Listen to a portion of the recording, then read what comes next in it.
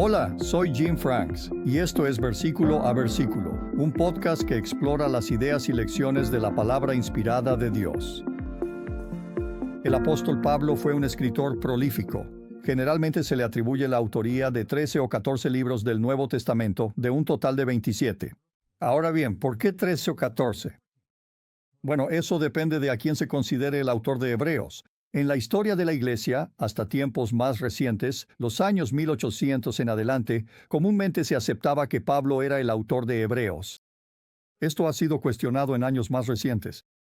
Pero ha sido la enseñanza de la Iglesia de Dios que Pablo fue el autor de Hebreos, lo cual le da 14 de los 27 libros, que es un poco más del 50%. Otro autor, Lucas, el médico, es el escritor más prolífico en términos de la cantidad de palabras. Sus dos libros, el Evangelio según Lucas y el Libro de los Hechos, son dos de los libros más extensos, constituyendo el 27.5% del Nuevo Testamento. Según el sitio web goodquestionblog.com, a Lucas se le atribuyen 37.932 palabras en griego. Los escritos de Pablo, si se incluye Hebreos, tienen apenas un poco menos de palabras. Entre los dos, Pablo y Lucas escribieron más del 50% del Nuevo Testamento. Cuando se pregunta quién fue el escritor más prolífico del Nuevo Testamento, se obtienen dos respuestas. Pablo, si se considera el número de libros. Lucas, si se considera el número de palabras. Pero hablemos de Pablo antes de llegar a nuestro versículo en este episodio de nuestro podcast. Los teólogos han luchado con los escritos de Pablo. Algunos en el pasado llegaron al extremo de afirmar que el apóstol Pablo era esquizofrénico, ya que en sus mentes no podía decidir si estaba a favor de la ley o en contra de la ley. En su opinión, las epístolas que apoyan firmemente la ley fueron escritas en un tiempo diferente del ministerio de Pablo, cuando él aún se estaba apartando del judaísmo. Pero no hay evidencia en la Biblia de tal afirmación. Pablo ciertamente no estaba en contra de la ley, pero sí se oponía a la idea de que uno pudiera ganar su salvación por las obras de la ley. Todo este trasfondo me lleva a nuestro versículo de hoy en el libro de Filipenses capítulo 4, versículo 13. Todo lo puedo en Cristo que me fortalece.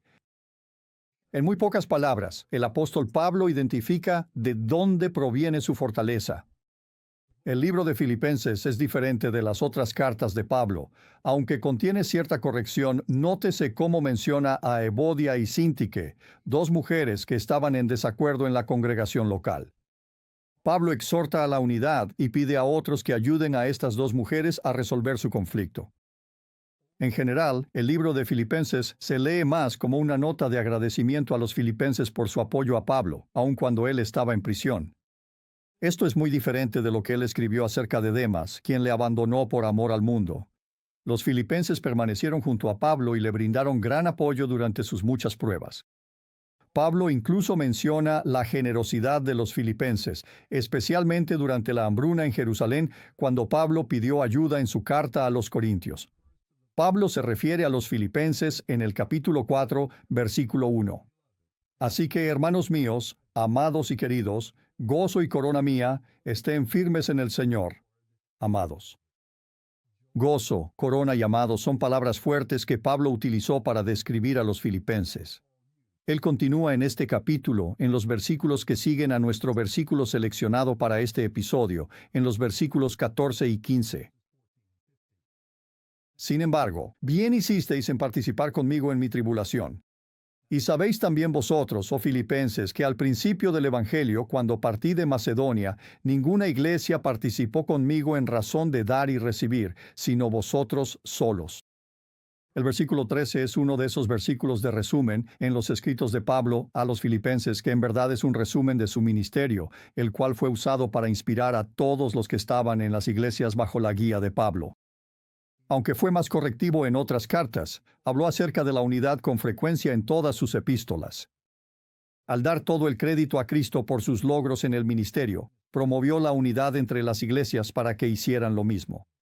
Cualquiera sea lo que logremos en la obra de Dios, debemos reconocer de dónde proviene nuestra fortaleza, y debemos reconocer que no hay límite para lo que se puede lograr en la vida de una persona y en la obra de la iglesia si dependemos de Cristo y no de nosotros mismos. Debemos orar por la unidad en la Iglesia, reconociendo que solo vendrá si damos todo el crédito a Dios el Padre y a Jesucristo, quien es la cabeza de la Iglesia.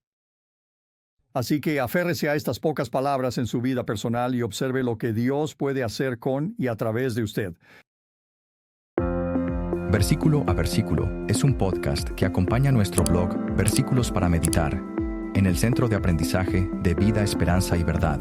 Revise las notas para saber más.